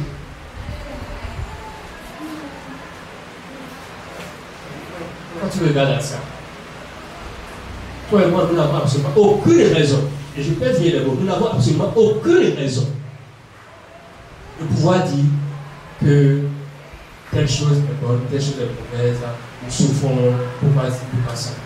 Et je termine véritablement en disant ceci. On ne dise pas, ce serait essayer de se dévoiler soi-même.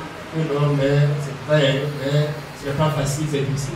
Mais quand tu penses que ce n'est pas facile, c'est difficile, c'est que tu es toujours à côté de la personne. Quand tu dis que ce n'est pas facile, ça veut dire que tu as de l'apprécier. Or, il ne te permet pas d'apprécier pour dire c'est facile, c'est pas facile, c'est difficile, hein, ce que vous dites c'est vrai, mais c'est difficile. Tu crois que tu te bases pour dire que c'est difficile. Est-ce que c'est toi qui le fais? Est-ce que c'est toi qui vis? Et tu pas dit que si je vis, ce n'est pas moi qui vis, mais c'est le Christ qui vit en moi. En quoi c'est difficile? Christ t'a fait asseoir quelque part pour te dire que c'est difficile pour lui. Donc, je porte en touche ce faux raisonnement que nous avançons souvent en disant que c'est pas facile, hein, c'est difficile. Ce que vous dites c'est vrai, hein, mais vraiment, dans la pratique, il n'y a pas de pratique, c'est toi qui le pratiques. C'est quelqu'un qui vit en toi. Et il vit sa vie à lui. Fais-lui cette confiance. Amen. Shalom, shalom. On t'entend pas. Shalom, shalom. Je disais, pourquoi le passage?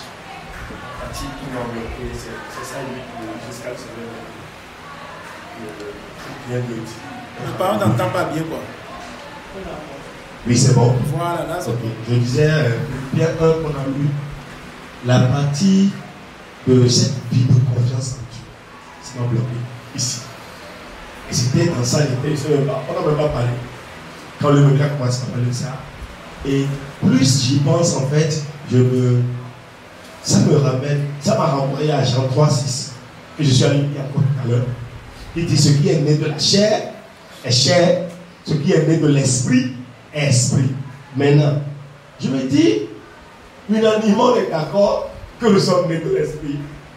Et Dieu nous dit que c'est, en fait, la vie de ceux qui sont nés de l'esprit là, c'est cette vie que Dieu appelle, au travers de l'apôtre Paul, cette vie de confiance en Dieu. Mais on dit que, en fait, c'est comme si, quand ça nous arrange, on accepte qu'on est né de l'esprit. Mais quand ça ne nous arrange pas, Seigneur. Bon, on dit qu'on est né de l'esprit. On ne dit pas ça. Mais, on dit bon, on est dans ce temps quand même. On finit ça sans le sortir. Oh, la parole est claire. Il dit, on ne peut pas vivre cette vie de confiance en Dieu là, en restant focalisé sur les choses de la chair. Ailleurs, il dit, les choses visibles sont passagères, mais que les invisibles sont éternelles. Il nous dit que nous marchons, nous marchons par la foi et non par la vue. Regardez ce qu'il fait là. Il oppose, ça veut dire que le contraire de la foi, c'est la vue. Et ici, il dit esprit et chair. Donc, on ne peut pas dire en tant qu'enfant de Dieu. Oui, parce que nous tous nous crions, nous sommes des enfants de Dieu. Nous sommes nés de l'esprit, n'est-ce pas? Mais on dit cette vie de confiance en Dieu. Et le problème, c'est parce qu'on ne voit pas Dieu physiquement. Soyons sincères de nous. Maintenant, si on veut le voir physiquement, on veut le voir physiquement. Tout le monde lui fera confiance. Si Dieu se montre ici physiquement, toute la terre, ici, là, maintenant, là, toute la terre lui fera confiance. je vous assure que tout le monde lui fera, avec tout le monde lui fera confiance.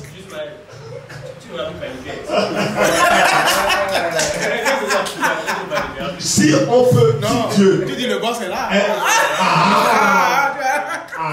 Imaginez que par exemple tu es sorti ce matin et tu le vois physiquement en train de marcher à côté de toi. Dès que quelqu'un te parle, tu le jettes.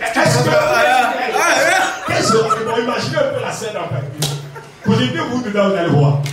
Déjà, sans que je ne parle, même en ligne, c'est sûr que les gens ne commencent pas à sourire et ne viennent pas. En fait, on ressent quelque chose là. Comme vous dites, mais il est là, papa est là.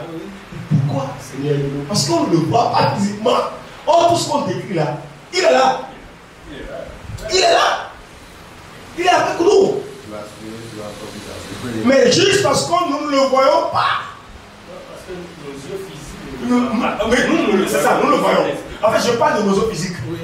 Parce que nos yeux physiques, parce que nos yeux physiques, nos sens physiques, ce qui nous ramène encore à cette vie de marcher par la vue.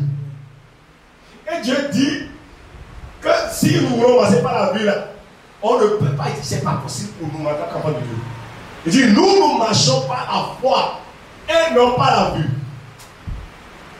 Vous savez, je me demande en fait, vous savez que dans nos relations, il y a des gens en fait, par exemple, quand ils sont au volant, par exemple, là, ils te prennent, tu te dis que je peux dormir.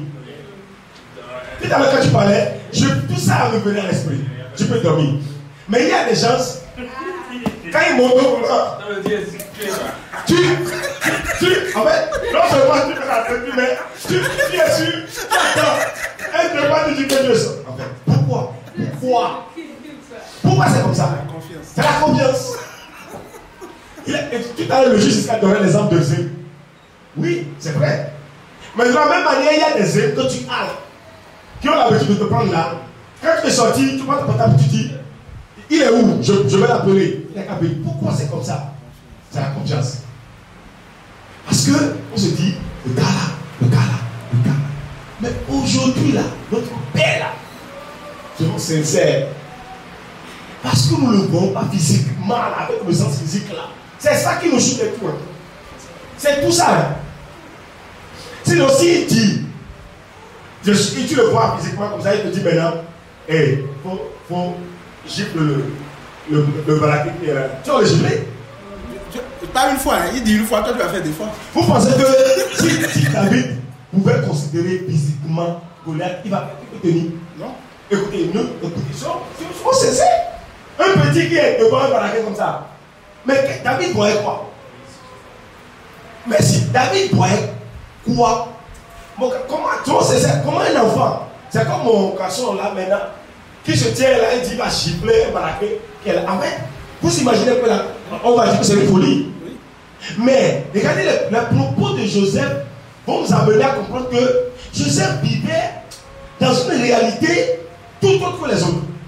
Il dit, je viens contre toi, David, merci. Je parle de David, merci. Il dit, je viens contre toi au nom de l'Éternel des armées que tu as insulté. Il a ajouté insulté pour dire que, hey, papa, tu vois, il t'a insulté. Il est en train de créer maintenant entre Dieu et ce monsieur-là. Il n'a pas dit, je viens contre toi au nom de tes armées, dont je suis le fils d'Amé. Il dit, que tu as insulté. Il t'a insulté, hein, tu vois. Aujourd'hui, honnêtement, si quelqu'un t'insulte, qui a besoin d'insulter? Non, qui a besoin d'insulter? Ça veut dire que David, depuis ce temps, vivait dans la conscience de la création là. Oui, merci. Il m'a mal parlé, il m'a fait ci, il m'a fait ça, il m'a fait ça, il m'a fait ça. Oh, comme si c'était ta vie. C'était ma vie. C'est sa vie. Même jusqu'à par exemple Moïse devant Pharaon. Comment il va se lever comment pour aller? Comment? Avant que Moïse n'aille chez Pharaon là, regardez.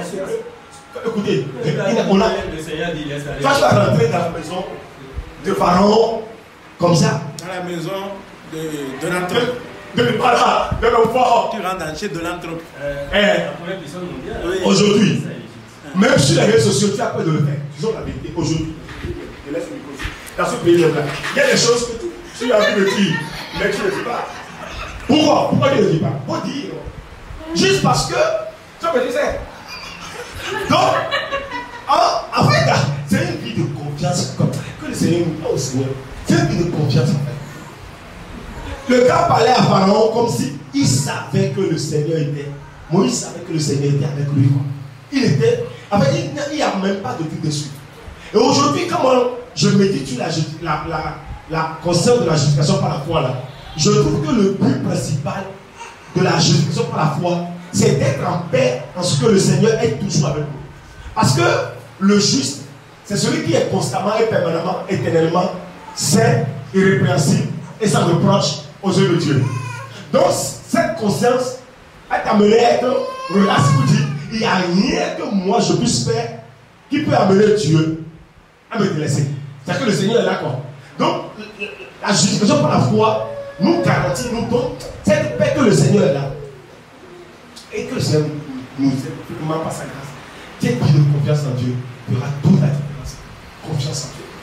Shalom. Amen. Confiance en Dieu qui fait toute la différence. Et regardez, je nous lis. Bien-aimé, la confiance en notre Père. Et 1 Corinthiens 15, le verset 58.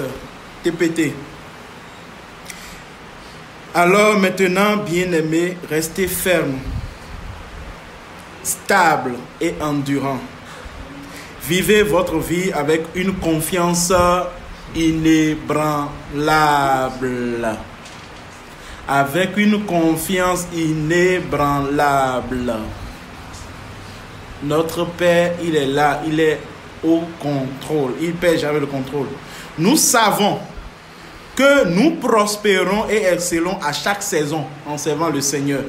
Car nous sommes assurés que notre union avec le Seigneur rend notre travail productif avec des fruits qui durent. Ce qui m'intéresse ici, c'est vivez votre vie avec une confiance inébranlable. Le Père est là. 1 Corinthiens 15, verset 58. Je suis dans TPT. Confiance inébranlable dans le Seigneur. Il est là, il prend soin de nous, il veille sur nous. Et cette confiance, bien aimée, on ne l'acquiert pas en disant j'ai confiance, j'ai confiance. C'est simplement en l'écoutant tous les jours. Tu écoutes la bonne nouvelle, il te parle de sa personne, de lui, comment il veille sur toi, il prend soin de toi. Tu écoutes la bonne nouvelle. Non, quand tu écoutes un mélange, tu seras toujours ballotté comme des flots de la mer, tantôt à gauche, tantôt à droite. C'est toi qui viens écouter un peu ça. Après, tu écoutes les 7 techniques d'attaque de Wushu. Pour les 7 techniques d'attaque de Wushu pour écraser la tête à Satan. Et après, tu vas écouter les 7 clés assurées pour décrocher la victoire en Christ. Après, il n'y a pas de clé, il n'y a que Christ et Christ seul. Écoutons la seule bonne nouvelle, la vérité de l'évangile. Ceux à qui Dieu a donné cette grâce et par qui il parle tout le temps ici, nous ne faisons autre chose que écouter cette bonne nouvelle entre nous. Quand on se voit au téléphone partout, on en parle même en riant, en se taquinant. Mais sans nous en rendre compte, nous devenons tellement inébranlables, tellement fous que les gens avec qui nous parlons trouvent que nous ne sommes pas normaux. Or, nous n'avons rien fait. C'est simplement en méditant, en écoutant. Quand on se voit, on ne fait que partager cette même parole. Ah, tu sais, regarde ce que le Seigneur a fait. Tu as vu comment... On ne fait que ça, rien d'autre. Et il y a une assurance qu'on ne peut pas expliquer. Une confiance en lui qu'on sait qu'il est là. Il gère le game. Et d'autant plus que ce n'est pas qu'il gère le game loin. Il est là, présent, il fait le truc. Et dans ce corps, nous ne sommes pas seuls dans le corps. Il est dans le corps. Parce que souvent quand on parle de confiance, je vis dans ce corps. Mais vivant dans ce corps-là, on n'est pas seul dans ce corps. On est un avec le Père. Il vit dans ce corps. Donc lui-même va se mettre là à se plaindre. Ah non, ce que tu as fait à ce corps tout à l'heure là, petit, il aura un problème à l'intérieur. La confiance en notre Père. La confiance en notre Père. Il n'y a rien et rien d'autre. Et c'est ça que Paul dit dans Romains 8. Si Dieu se place ainsi de notre côté, si Dieu est ainsi de notre côté, de quoi allons-nous inquiéter encore? De quoi allons-nous inquiéter encore? Faisons-lui confiance. Et cette confiance, c'est toujours en écoutant la bonne nouvelle de l'évangile. La bonne nouvelle. David a été tellement abreuvé à la source de la confiance en Dieu que quand il devient Goliath, il est devenu fou. Parce que oui, c'est de la folie. C'est anormal d'aller exposer sa vie face à un géant de plus de 2 mètres, pas seulement géant, qui est un homme de guerre depuis son jeune âge, depuis son enfance, entraîné à la guerre, à la bataille, qui est prêt à affronter toute une armée seule, qui s'est mis devant. Ok, non, on ne regarde pas, c'est fou, il faut reconnaître qu'il n'était plus là, il est devenu fou. À cause de quoi il a été tellement abreuvé à une source de confiance en Dieu, confiance à Dieu, confiance à Dieu. L'Éternel est mon berger, il ne manque de rien, il prend soin de moi. Et il commence à lui dire que tu es insulté, il commence à lui dire, l'Éternel qui m'a délivré de la griffe de l'ours, de la part de l'île. Il commence à lui raconter ces choses-là. Hein? Et la belle phrase, vous voyez que ça a énervé l'autre. L'autre disait que, attendez, tu es un chien, pourquoi vous m'envoyez ça là? Ça l'a énervé, même il dit attendez. Ça l'a énervé, il dit attendez. Vous vous foutez de moi? C'est ma nourriture, quoi. Lui là, c'est lui que vous m'envoyez. Lui là. Mais lui, il a été tellement abreuvé à la source de confiance qu'il est devenu fou. C'est-à-dire, il n'était plus du tout un être normal. Et tout ce que tu vas faire, la belle preuve, son grand frère Eliab a essayé de la dissuader. Il ne pouvait pas. Le roi essaie pour dire, mon fils, c'est un homme de... C'est-à-dire, vous savez, il est devenu genre, tu ne peux pas l'arrêter. Je ne sais pas que quand vous... je ne sais pas ceux qui ont regardé, qui aimaient regarder Tom et Jerry, qui en regardent encore. Ouais, quand Tom devient fou, il veut faire quelque chose là. Tu peux attraper son pied. Ça va s'enlever, il continue encore. On ne peut plus l'arrêter. Il est devenu... Voilà. C'est ce que la confiance fait. La confiance fait que le gars vit. Il est heureux, il va, il vient. Il ose. Oui, il s'en fout du... Au fait, voilà l'autre aspect, le candidaton. Et si Goliath le tue? Ah, ce serait une honte. Et alors? Et alors? Les hommes aujourd'hui, c'est-à-dire, tellement préoccupés par ce que les... S'il te plaît, viens me voir le truc. Les gens sont tellement préoccupés par ce que les autres disent. Mais les autres là, ils n'étaient pas là quand le Père faisait ta vie, non? Et organisait ta vie, ils n'étaient pas là, non? Qu'est-ce qui les concerne? Ils n'ont qu'à dire ce qu'ils ont à dire. Il faut vivre, frère. Vivons. Soyons heureux, vivons en faisant confiance au Seigneur, avançons. Prends plaisir en Christ. Et prends plaisir dans cette vie de confiance. Ton esprit est dans ce corps, pas pour s'inquiéter, pour que tu t'inquiètes tout le temps. Pour que tu vives, tu prennes plaisir. Tu prennes plaisir. En fait, ça fait agrandir. Ok, en ligne, s'il y a des questions avant qu'on ne clôture.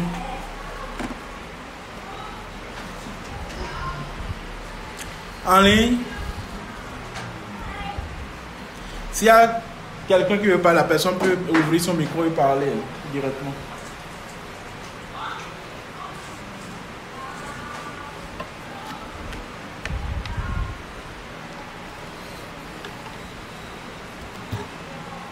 C'est bon, ça peut aller. Ok, ici, c'est bon, juste... ça va, ça va. Question, c'est bon, on peut aller. D'accord, on va... S'il n'y a plus de...